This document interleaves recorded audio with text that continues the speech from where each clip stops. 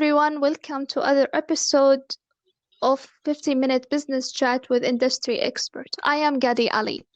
So for the past decade when I start my journey in the entrepreneurship world, I meet hundreds of leaders, businessmen and women from different industry and background. And with my long-term experience in fashion and business industry in GCC region, I had the honor to provide help and support for many brands around the globe. And for last 5 years, for those who don't know, I visited Southeast Asia, especially Malaysia, for more than 7 times for meeting and other work purposes. And I meet many inspiring women and men in fashion and business industry. And I can tell from my experience that the Malaysian brand has a unique way of creating customer experience.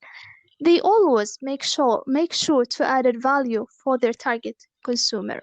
And that's why Malaysian brand always win my admiration. So to talk more about the Malaysian fashion industry and more about the current situation, it's my pleasure to introduce one of the most inspiring women. By the way, I just met her recently, Dr. Wendy, the founder of the Image Creator. Dear Wendy, welcome to 15 Minutes Business Chat. Hi, good morning. Thank you so much, Ghadi. Hi, how are you? How's everything? Yes, it's really good. And of course, so thank you for the interview invitation. And It's my pleasure. yes, pleasure is on me as well, because it is the first time for us to share my humble insights on the fashion scene before or now during the pandemic. It is something really special for me. So since we are in a crisis time and I know the pandemic have ground everything to health, before the unfortunate global crisis, I know that the Malaysian market was flourishing. Can you talk to us a little bit about the fashion industry in Malaysia, seen beforehand? All right. This is something in kind of like addressing the elephant in the room now about how was the fashion scene in Malaysia in general before the pandemic. Actually, years back, definitely the fashion scene and the fashion industry, or even private labels in Malaysia, was doing really, really good. Especially, we have a lot of local designers who are having their brands known, and it is not only in Malaysia but also their brand is known in other countries. However, it wasn't encouraging, especially towards the end of or even mid of last year. But of course, needless to say, the condition now is massively hit. The fashion industry has been suffering since last year as the spending method and appetite of the consumer have changed through time. Many brands or fashion labels have been scaling down, not only in Malaysia, but of course, some fashion designers locally, as well as some big brands. But of course, when we talk about way before in 2018 and early of 2019, it was still really good, whereby we will have some big scale of fashion show every week, and our fashion week is done every year successfully. Yeah. Yeah, I can see that. Mhm. And now, how's the pandemic affect the fashion industry in Southeast Asia? All right, I suppose the pandemic has put everything in a halt, as it's not only in Southeast Asia but maybe throughout the whole world. Yeah. Many retails are suffering at this time, and in fact, the impact has even started since last December or even in January. As for us here in Malaysia, the brand slowed down since Chinese New Year, meaning to say it is in January itself, and some after Chinese New Year, whereby they started to feel the heat of it. So in a way, in February onwards this year, many brands have feeling the pinch until, especially now when the country is even in lockdown, or we call it as the movement control order. They basically just can't do anything about it. So now what we can actually see is that many brands and brands owner or even some of the labels are suffering at the moment. Mhm. Yeah, I believe. I know this could be the hardest time for many entrepreneurs and brand and fashion designer business owners, but in other hands, could be the ideal opportunity to take the time to think about innovation and rethink about the business plan, strategy, ethics, Yep. and brand value. Yeah. So, from your perspective, Mm. how fashion designers and brand owner can build a strategy during crisis time? All right. I really love what I heard from you, as in like that's how creativity and innovation kick in at the moment. Perhaps local designers or even brand owners have to change the strategy in doing business and not exactly like before. So as of now, we have yet to see significant changes for fashion designers, especially the local ones. However, because of this one, the pandemic. So a lot of local designers or fashion brands have taken much strategies or move for the crisis. Mostly now, what they are doing, they are actually working hand in hand to come up with masks, PPE suits for hospitals. And we were actually very touched, as in like our Malaysia Official Designer Association, the president Melinda Lui, a very renowned fashion designer, has rallied in the move in grouping the members or even fashion brands to help out in sewing the suit, the PPE suits, full gear suits. Yeah. So this is actually, Brilliant. yeah, this is a very touching gestures when Malaysians come together with the same mission in contributing back to the country and appreciate the efforts of the front lines who are fighting endlessly out there.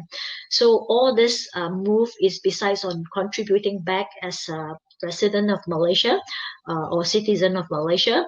This is also a unity to show that we have to support local designers or even local brands so that we can bring up the economy again after the pandemic, hopefully. Yeah, brilliant. I believe this pandemic is also a test for our humanity level and Mm-mm. how we can support each other during this crisis time. Yeah, yeah, yeah. I agree with that. Yeah. Mm-hmm. Yeah, yeah. So I believe that the pandemic does not just affect a specific country or industry. So the entire dynamic of the industry will change. Yeah. So this is actually guide me to the next question. How Mm-mm. you see the change in Southeast Asia, and what will this mean for brand and business? All right.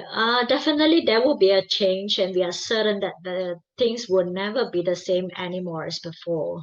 In a way, is that Yeah. they are a massive hit for the brands or businesses. The total fashion landscape has started to change since last year, whereby many online brands or even brands from China's platform that is so much lower at price with variety of choices and stuff like that. Here, the retail business and even big brands have been closing down their outlets, and many need to have to rely on sales or promo in order for them or for the products to move. And now, added up with this pandemic impact, many brands have to relook into their marketing and branding strategies. Perhaps the only way for future direction it will be digitalization. So, how are these things, yeah, to do really well or digitalize their business as soon as possible?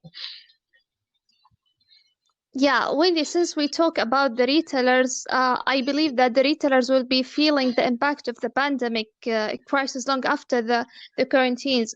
So, store closing and social distancing rules have ended. Yep, For instance, when I talk about GCC region, I noticed that there is an accelerating shift from the store to e-commerce. yep. So, I would love to know how do you describe the shifting in consumer behavior during this time?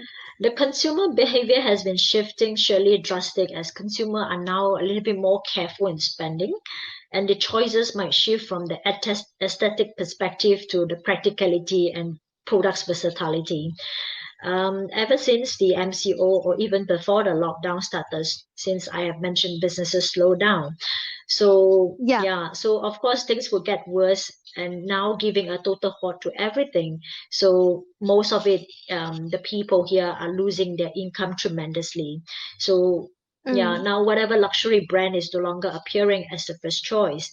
So what actually the behavior will move on is something practical, something that they can actually use for longer term. They are looking into better quality or durability And of course, when we talk about fashion, perhaps we have to educate more on people on how can they mix and match, how they can actually play around with a lot more things so that they can expand their what they call the fashion in lower or actually rather lesser price in a way.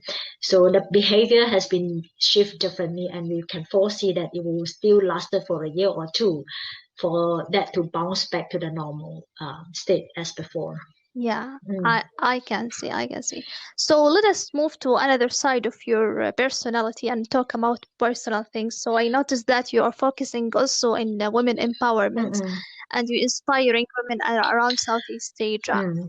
And this is really interesting, and I believe that we share the same passion regarding women empowerment. I always love to inspire other young lady in Saudi Arabia Mm-hmm. through my talk speech and my work, Mm-hmm. and I encourage them to build their own empire. All right. So, how you can encourage other women to reach their potential and achieve their goals?